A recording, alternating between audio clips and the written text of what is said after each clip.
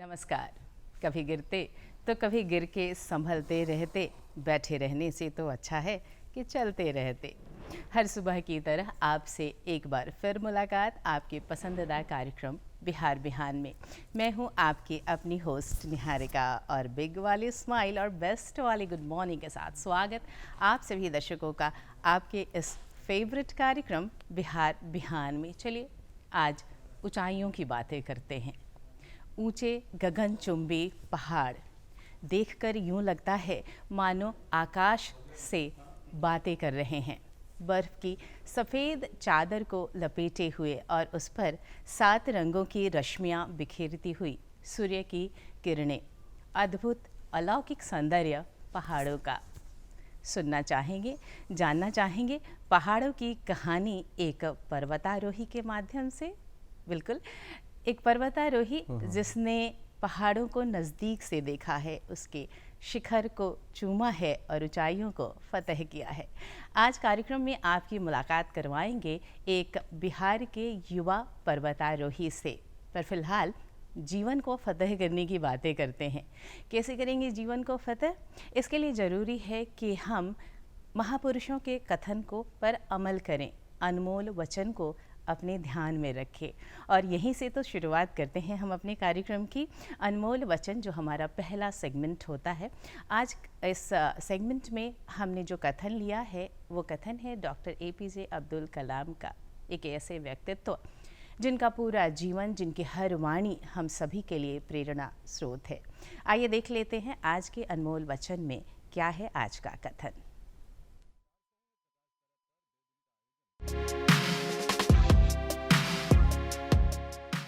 Doctor APJ Abdul Kalam ने कहा था, विज्ञान मानवता के लिए एक खूबसूरत तोहफा है, हमें इसे बिगाड़ना नहीं चाहिए।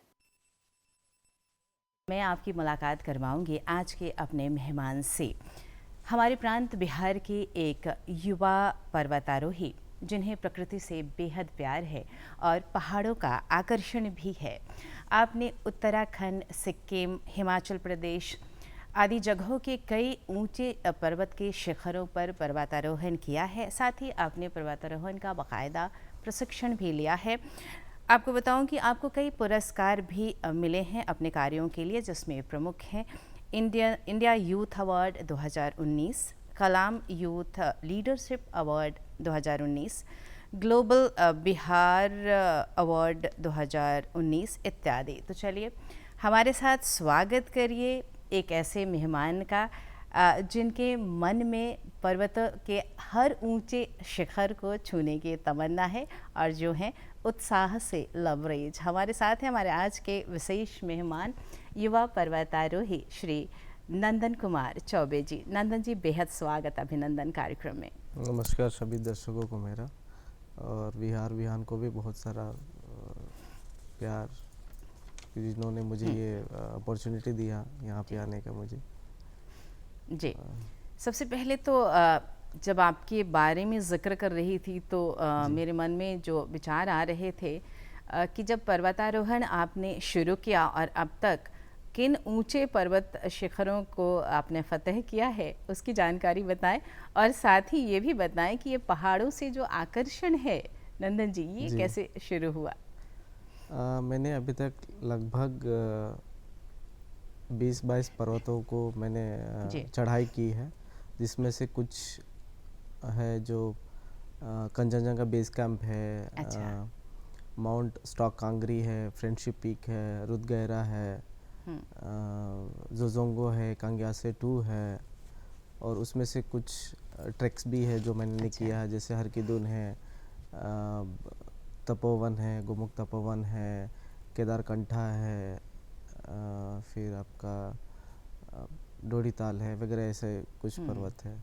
जी जी। और मेरी रुचि जो पर्वतों से है, नेचर से है, काफ़ी पहले से ही था। अच्छा। लाइक मेरे कॉलेज टाइम से, स्कूल दिनों में मुझे नेचर, प्रकृति, पहाड़ जैसे चीज़ों को पता नहीं क्यों ऐसा कि आकर्षण होता था, अट्रैक्शन होता था मुझे। तो उन्हीं दौरान मुझे इन सारी चीज़ों में रुचि आने लगी कि आखिर ये चीज़ें क्या है, इनको किस चीज़ों के नज़र से देखा जाए। जी। फिर रुचि बढ़ते गई, मैं उन पे खोता गया, चीज़ों को स्टडी करते गया कि ये चीज़ें होती है। फिर मैंने जब अपनी 12th पास आउट कर ली, उसके बाद मैं प्रोफेशनली इस चीज़ में आ गया। जी जी। जी, तो मैं कई जगह से ट्रेनिंग्स ली, माउंटेन क्लाइंबिंग की ट्रेनिंग्स ली। उसके बाद फिर शुरुआत होगी क्लाइंबिंग करना। जी तो जी। आज से लगभग 4-5 साल पहले से मैंने अपनी इस चीज़ में क्लाइंबिंग में प्रोफेशनली स्टार्ट किया था, क्लाइंबिंग करना माउंटेन्स को।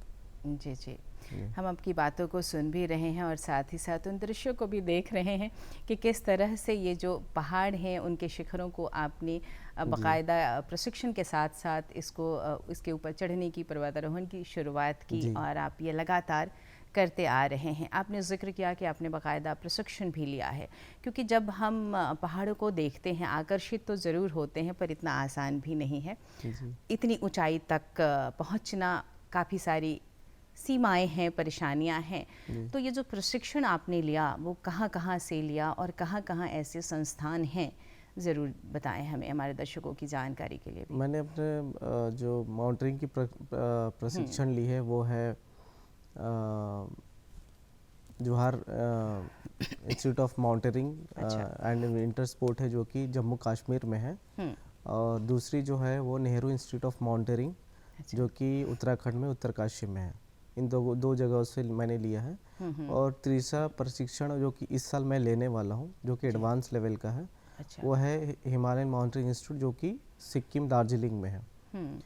और ये सारे प्रशिक्षण जो संस्थाएं हैं ये माउंटेनिंग मिक्स क्लाइंबिंग सिखाती है, सर्च एंड रेस्क्यू सिखाती है। और इनमें से भी सबसे एक खास बात है कि नेहरू माउंटेन ऑफ इंस्टीट्यूट जो उत्तरकाशी में है, उत्तराखंड में, ये एशिया का एकमात्र ऐसा इंस्टीट्यूट है पूरे एशिया का जिसमें सर्च एंड रेस्क्यू की पहली कोर्स कराएगी। और इन सारे इंस्टीट्यूट में सिर्फ हमारे देश से नहीं, पूरे देश दुनिया से लोग प्रशिक्षण के लिए आते हैं, फॉरेनर्स आते हैं रहने के लिए, और इसमें सब लोग प्रशिक्षण लेते हैं। तो मैंने इन्हीं सारी जगहों से किया है।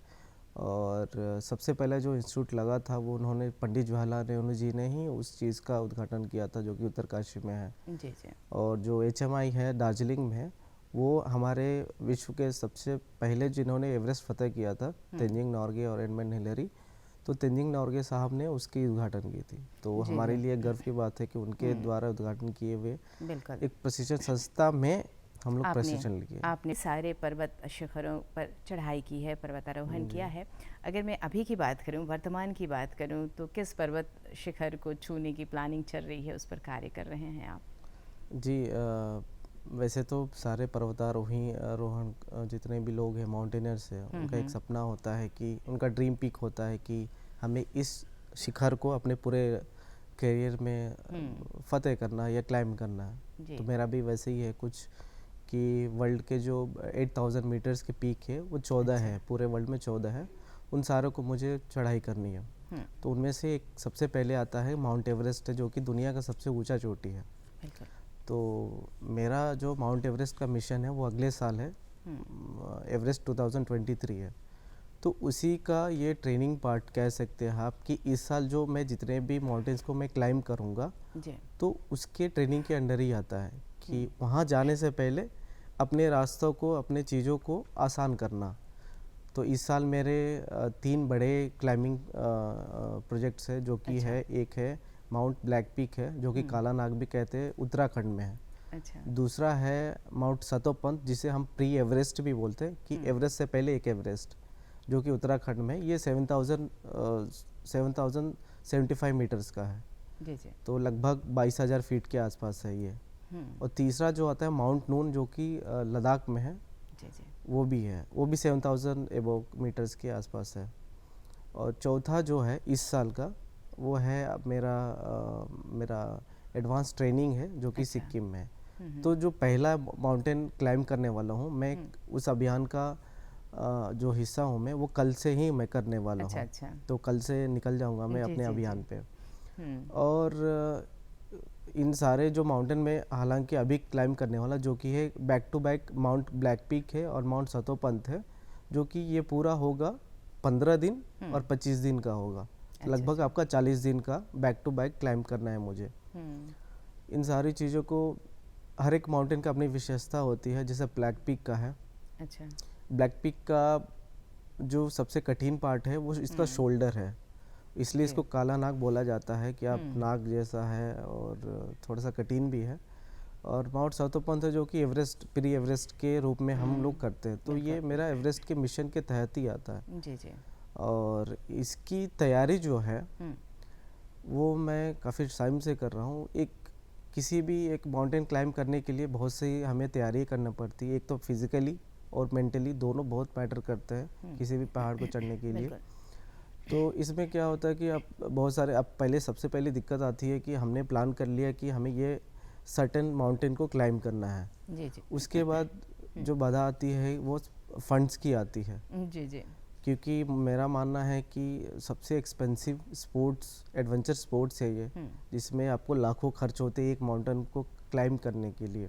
बिल्कुल। ये तो लैंड पे हो गया कि हमें ये परेशानी झेलनी पड़ती है। जी जी।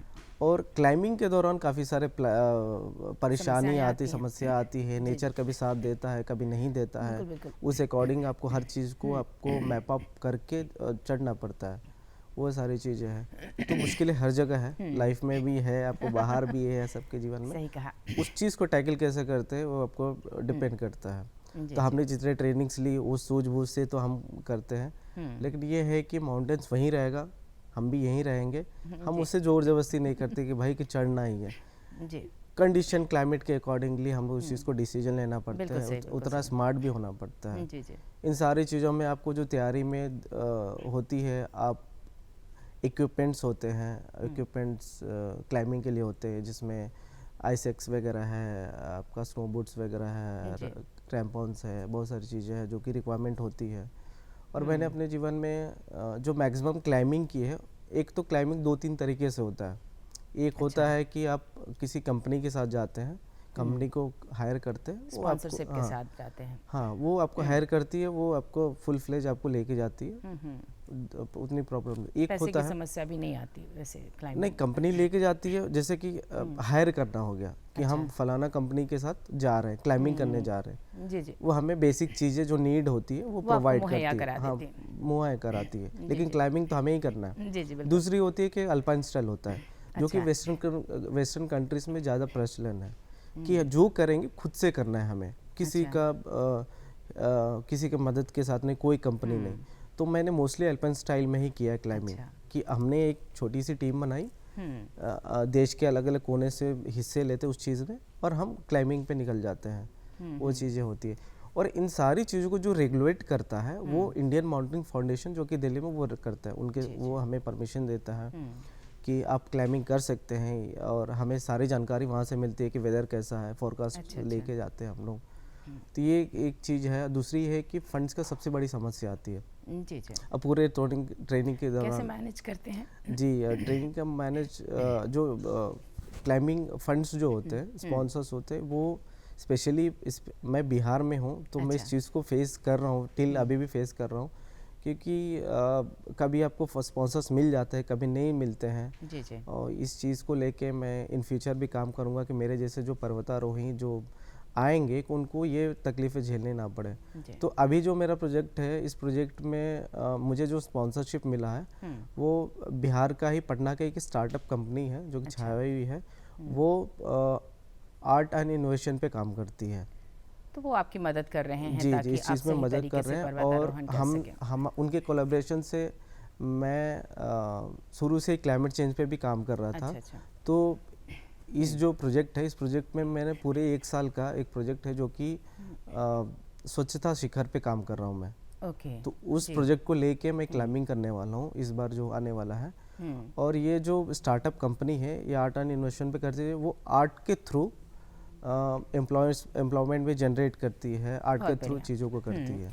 तो सबसे पहले तो मैं आपको शुभकामना दूंगी क्योंकि आप कल से इसकी शुरुआत करने वाले हैं। इसके साथ ही नंदन जी ये भी जानना चाहूँगी कि आपकी जो फ्यूचर प्लानिंग है उसमें आपने कहा कि माउंट एवरेस्ट शामिल है, तो उसके लिए शायद ये एक पहला कदम होगा, प्री एवरेस्ट कह लें हम इसे। जी। तो जब आप एवरेस्ट की प्लानिंग कर रहे हैं, वो उसके लिए क्या समय सोच रखा है, कब की प्लानिंग है आपकी? एवरेस्ट अपने आप में एक बहुत बड़ी चीज़ है, जी। लोगों के जहन में आती है तो काफ़ी बड़ा चीज़ है। इसको क्लाइंबिंग करना, उसको सोच लेना ही बिल्कुल मेरा सही। मानना है कि हम एक कदम वहाँ चले गए। तो इस तरीके से धीरे धीरे कदम बढ़ाते हुए वहाँ पे मुझे जाना है। मेरे जितने भी क्लाइंबिंग अभी होने वाले इस साल, वो सारे एवरेस्ट के अंडर ही आते हैं कि अच्छा, मुझे अच्छा। करना है। और एवरेस्ट बहुत एक्सपेंसिव भी है, उसके लिए फंड्स काफ़ी है। लाइक ऑन एन एवरेज आपको 30 to 40 lakhs का रिक्वायरमेंट होता है जाने आने का। फिर आप में बहुत सारी चीज़ें होती है, चलिए, लाइक हम उम्मीद करते हैं कि अगर आपने ये लक्ष्य रखा है अपने मन में जी। और आप इसके लिए लगातार कोशिश भी कर रहे हैं, तो ये ज़रूर ही संभव हो जी। और पाएगा। सबसे ख़ास बात ये है कि जी। बिहार के लिए, कि बिहार से एज ए सिविलियन आज तक कोई माउंट एवरेस्ट गया नहीं है। तो ये हमारे लिए भी गर्व की तो बात ये होगी। बिहार अब के इतिहास अगर के लिए भी बहुत बड़ी बात है सही कि कहा। मैं अपनी कोशिश कर रहा हूँ कि मैं ये जो नाम है मैं अपने राज्य को दे पाऊँ, कि एक गर्व की बात होगी पूरे देश में हमारी। और पूरे बिहार वासियों की जी। मंगल कामनाएं आपके साथ जी। रहेगी। मैं एक चीज़ और आपसे यहाँ जानना चाहूँगी, जी। क्योंकि आपने बिहार का जिक्र किया है, तो पर्वतारोहण बहुत कॉमन नहीं दिखता है अगर मैं जी। अपने आसपास नज़र जी। दौड़ाऊँ तो यहाँ के लिए किस तरह के प्रयास होने चाहिए हमारे राज्य में?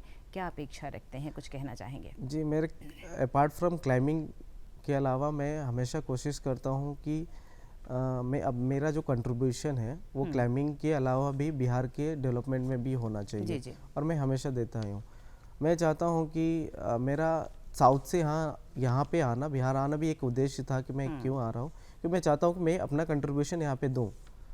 तो जैसे कि स्पोर्ट्स है, हर स्टेट में आपको स्पोर्ट्स के काफ़ी सारे अवेयरनेस बहुत ज़्यादा है। हर बच्चों को लगता है कि उनको स्पोर्ट्स में पार्टिसिपेट लेना चाहिए, लेकिन थोड़ी सी कमी मुझे अपने राज्य में दिखती है कि स्पोर्ट्स को लेके जो एक रफ्तार है बहुत कम है। क्योंकि इंसान के जीवन में अगर स्पोर्ट्स है तो वेल मेंटेन डिसिप्लिन में रहता है, और जिसके इंसान के अंदर एक डिसिप्लिन रहता है वो लाइफ में कोई भी लक्ष्य हासिल कर सकता है, मेरा मानना है। तो मैं इस चीज़ पे भी काम कर रहा हूँ कि क्लाइंबिंग के साथ साथ कि बिहार में स्पोर्ट्स का जो अवेयरनेस है उसको सबसे ज़्यादा फैलाया जाए।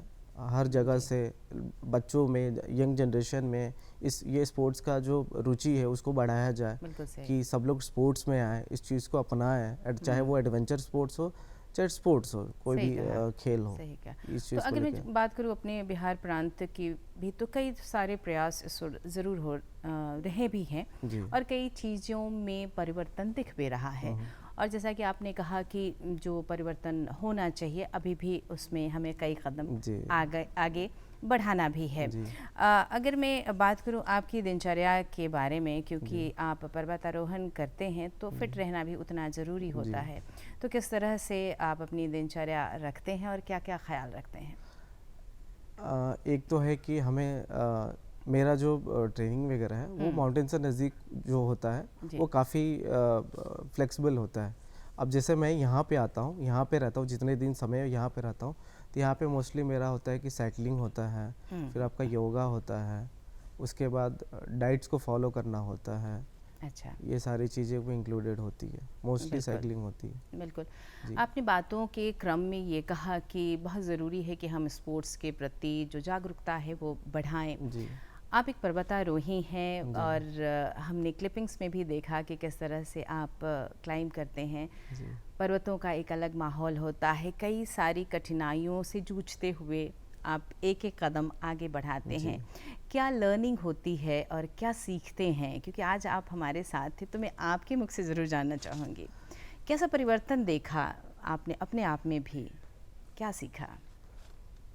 पहली बार जब मैं माउंटेन में मैंने जिस दिन कदम रखा था, मेरे पास कोई रिसोर्सेस नहीं थे, टू बी फ्रैंक। मैं आज भी उस दिन को याद करता हूँ तो मेरी आंखें भर आती है, क्योंकि मेरे पास कोई रिसोर्सेस नहीं थे। जो तैयारी होके एक इंसान जाता है माउंटेन्स में क्लाइंब करने के लिए, हालांकि मैं क्लाइंबिंग करने नहीं गया था, मैं ट्रैक पे गया था।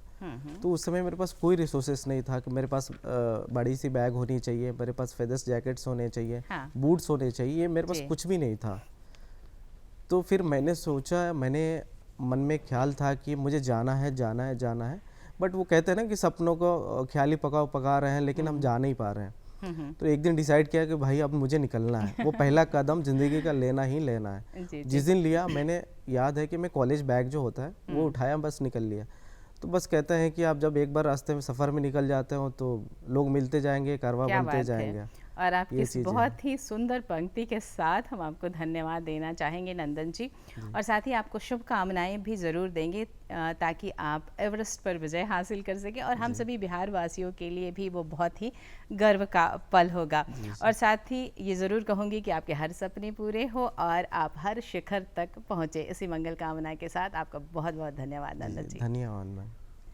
और दर्शकों, आज हमने बात की पर्वतारोहण के बारे में, मुलाकात की एक युवा पर्वतारोही से। कितना अच्छा लगता है ना देखना पर्वतों को नज़दीक से और जानना इतनी सारी बातें। हमें भी बड़ा अच्छा लगता है जब हम जानते हैं कि कैसा लगता है आपको हमारा ये कार्यक्रम बिहार बिहान। तो फिर देर किस बात की, आप हमें ख़त भेजिए, आप हमें ईमेल भेजिए, और इसके लिए नोट करिए हमारा पता। हमारा पता है कार्यक्रम बिहार बिहान, निदेशक डीडी बिहार, दूरदर्शन केंद्र पटना, फ्रेजर रोड पटना 80001। हमारा ईमेल आईडी है director@ddkpatna@gmail.com।